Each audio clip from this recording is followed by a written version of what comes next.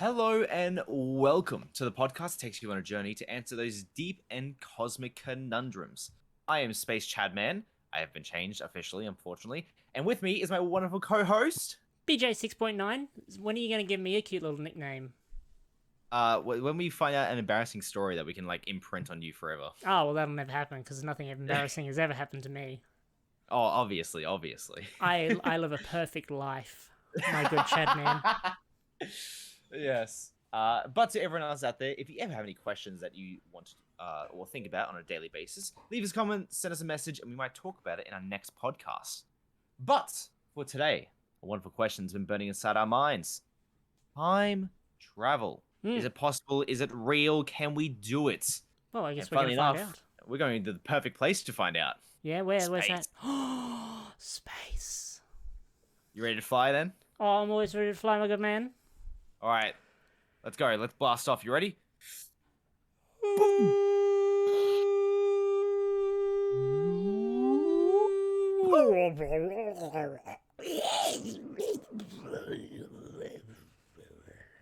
This is why you don't drink fluids when we're taking off in the middle of a space rocket ship. I didn't drink any fluids. I was fighting an intergalactic demon that was trying to penetrate our force fields. Thank you very much. And you were just sitting there Really? the whole time thinking that I Really? was gargling on liquids when really I I was was gargling on my own flying. blood. I was flying the ship. Thank you very much, and I don't appreciate you accusing me of negligence. I don't accuse you of negligence. I just accuse you of not caring enough. But time travel, Mm. a good man.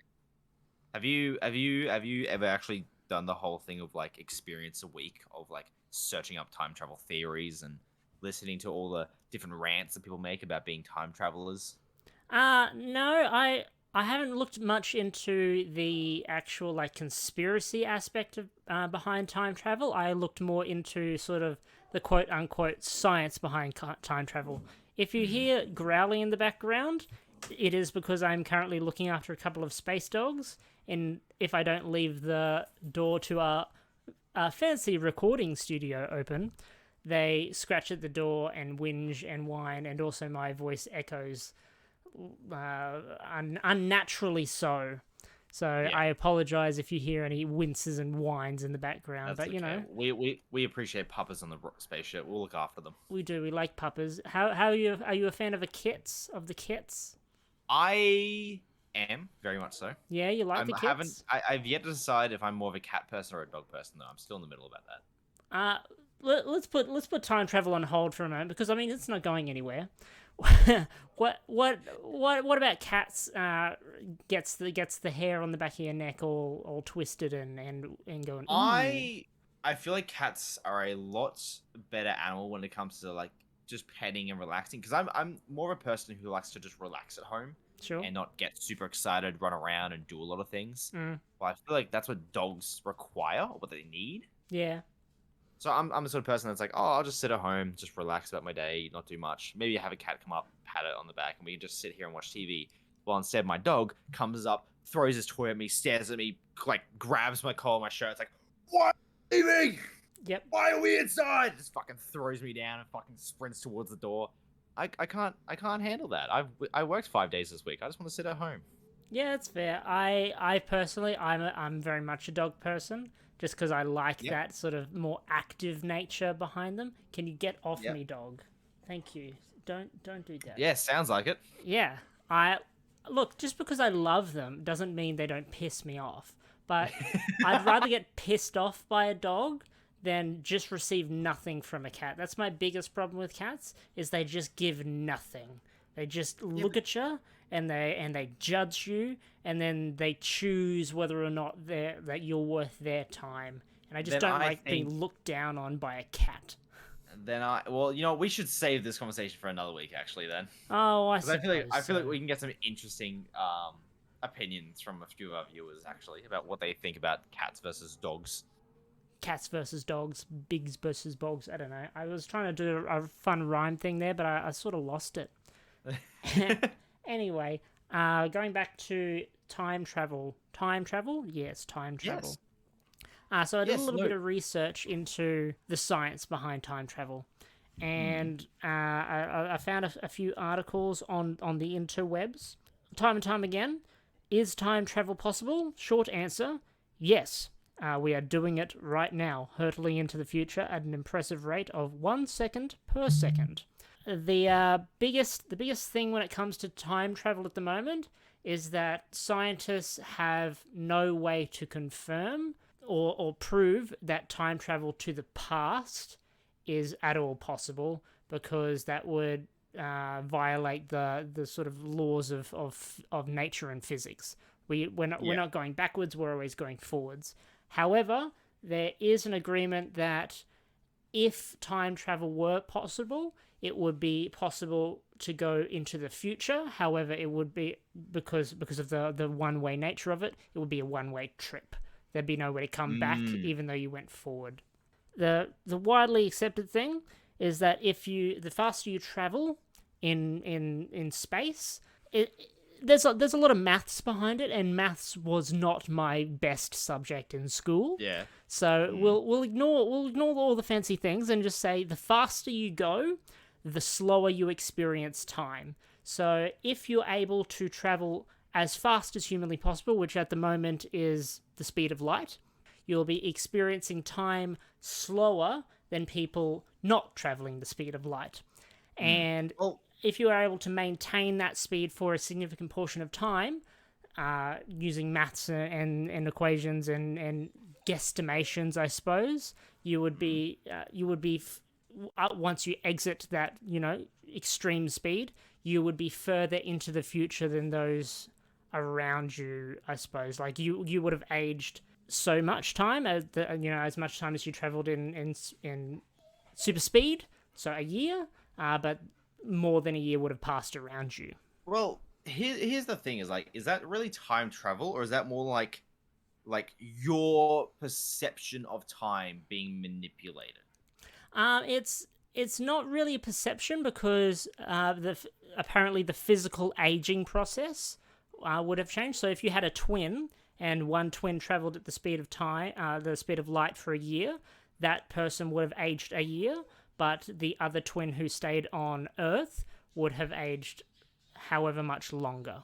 I feel like time travel at its core allows you to traverse to a different time without any sort of side effects. Like, it's like going from I want to go to what 2100's like, hitting a button and going.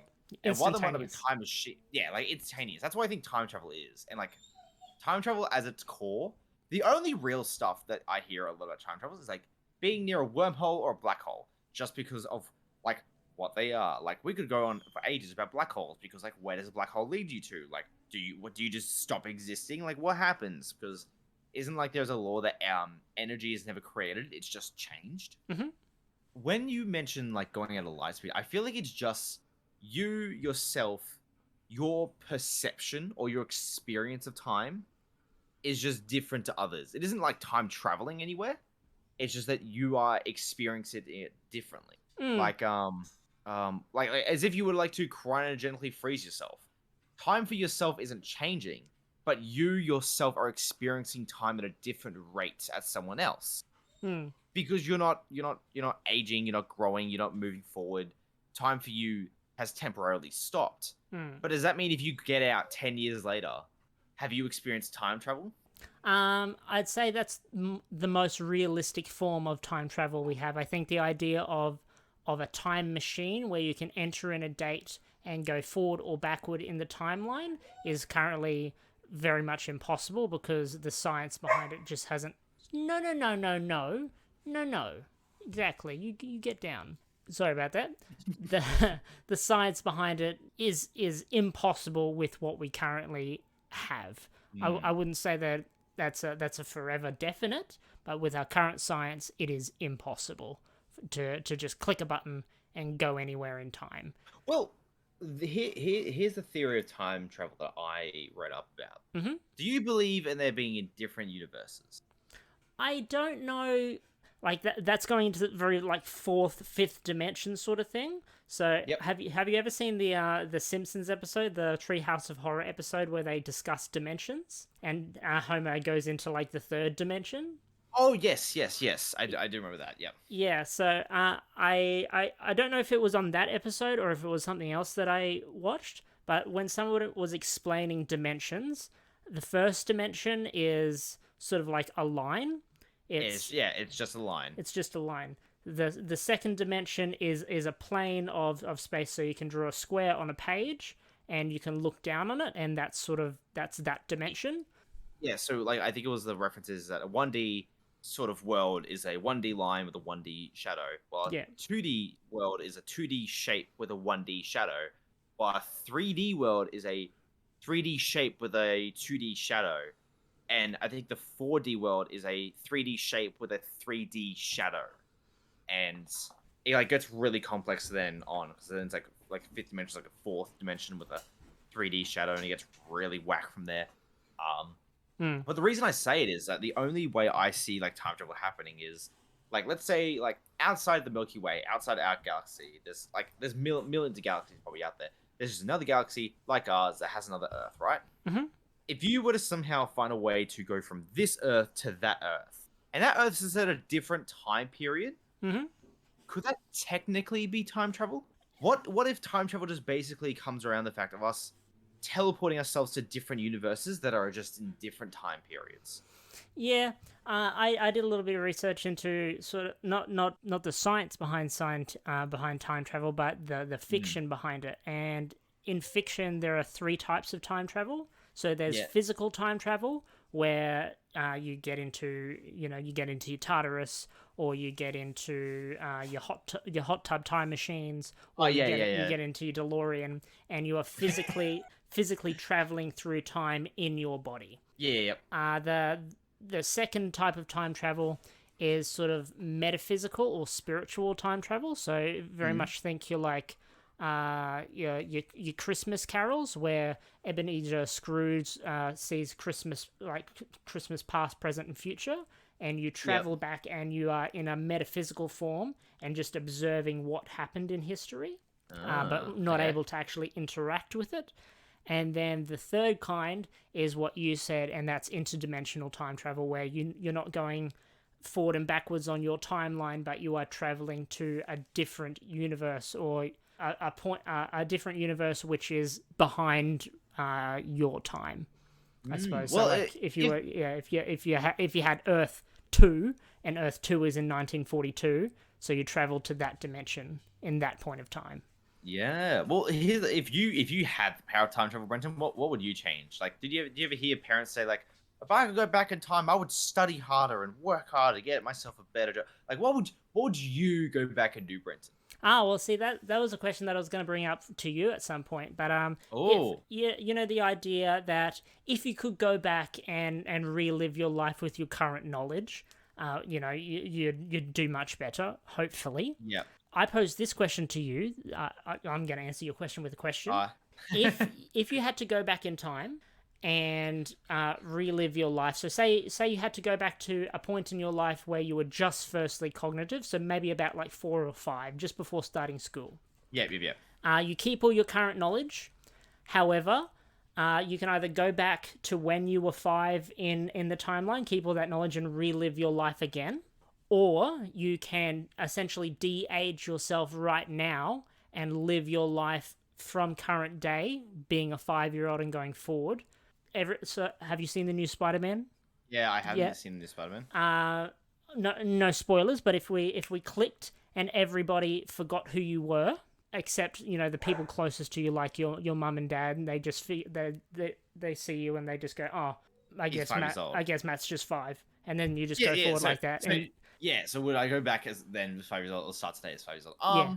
I feel like I would miss out on so many experiences of people I've like sort of grown with. Like if I could go back when I was 5 years old, I would know in like 16 years time that if I would go to try like the theater show at the school, I could then meet Liam and then I could meet you guys and I could redo it all again. I would just be a little bit smarter about some life decisions, like with certain friendships or with how like moving out was or how like where I was living or that sort of stuff. Might do better in school, not too sure. I don't really have the whole mindset of like if I would go back in school, I would study harder, do a better job. Like I was like, I did fine in school. wasn't the greatest person in the world. There might be a few things I would do harder in, but I feel like the biggest thing is that if I were to go 5 years old now, I would miss the experiences that I had because they would be like they never existed. Yeah. I would miss the people, and I can't be like 20 years from now go back and meet Chelsea and just be like, oh my god, hi, yeah, I used to date you 20 years ago, and she's like, when you were 4, I'm like, yeah, like that's gonna sound like the most insane shit ever. Yeah. But if I would go back to when I was 5 years old, like, oh my god, like the amount of like things that I could do, and also the fact that the amount of things that I could like Bitcoin. You know how much money I would have like. No offense, I would have like yoinked as many dollars as I could as a kid and just invested all in Bitcoin the second that shit came out. Would have been born a billionaire, and I just would have gone my way to find these people. I could have funded a whole theater like building. Yeah. And we wouldn't have to worry about doing all this sort of stuff. But like, yeah, no, I couldn't imagine just sweeping everything I've done under the rug and starting anew, eh? Yeah, that's fair. So I guess you could be known as the smartest kid in the world. Yeah. I'm sort of on the other side of it, because yes, I would miss the people that I've come to know and come to love and come to cherish in my life. However, I think being in this point in time, the resources and the learning opportunities that younger people in school have far surpasses everything that I had access to at their age. And because in school I very much I chose the simple subjects because I didn't really know where I wanted to go in life. So I chose simple things that I knew would be fairly easy, and I really didn't use the most of my schooling or learning opportunities. And now I feel like I'm so far behind. Like, I can barely use a computer. Like, if I could go back in time, I would completely choose different subjects, and I would choose, mostly technical subjects, so that I could at least use Excel without having to go on to Google and figure out how Excel works every time I've got to use Excel. Yeah. But, these days, everyone has a laptop in school, so that information, you don't have to do the computer science class, because that's expected knowledge, and that's just stuff that you learn in primary school these days. Well, that's the thing, though, is that, like, there used to always be the joke that there were certain things that you had to learn because there would never be, like, a calculator in your pocket that you could always use. And then nowadays, it's, like, screaming in the face, being like, guess what? There's literally a whole, like, library world full of information. Library. But, yeah. Well, here's another thing as well. Matthew, there's an R there. Rary. I'm sorry. I'm so sorry. It's not a type of fruit. It's not a place full of fruit books. It's a place of learning, you cur. But like, I remember watching a video where it's like how the world would go if it just lost internet for 24 hours. And it's like, for the first hour, everyone would be confused. And then like 12 hours in, it's like, countries were declaring war on each other. And it goes on to explain the fact it's because countries don't know what's happening and start accusing others of breaking it down. And then just mass warfare goes out.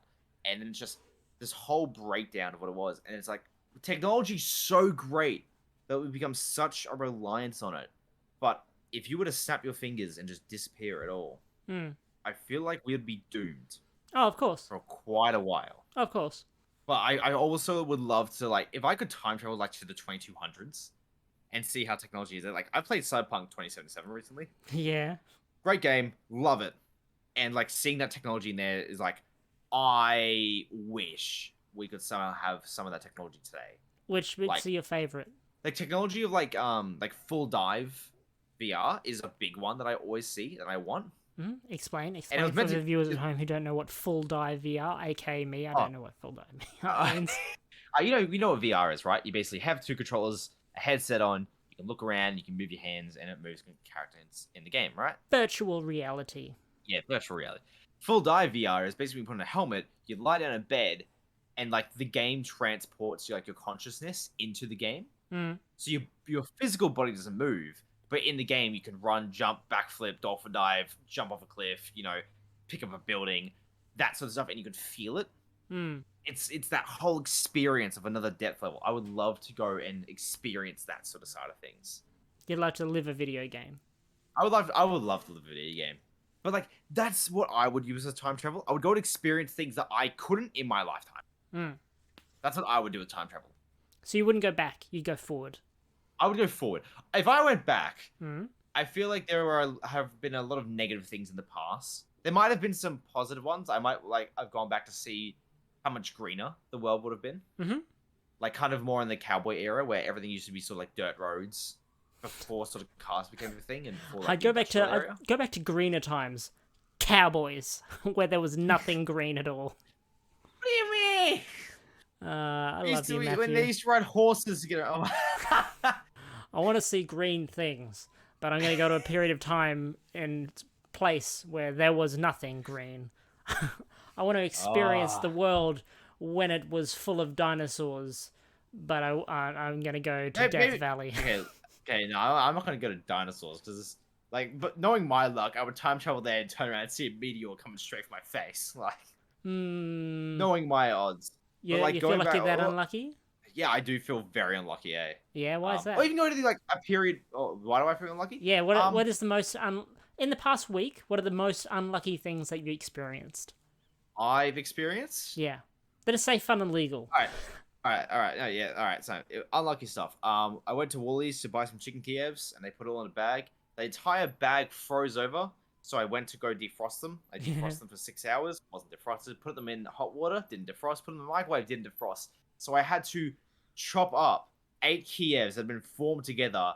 That I basically had to rip off all their outer, the chicken crumb, and just had garlic and chicken separate pieces that I had to smack in the oven, call it a day. And it was such a horrible experience. I burnt brownies. You burnt brownies? I burnt brownies. Just when I put the oven on to cook everything.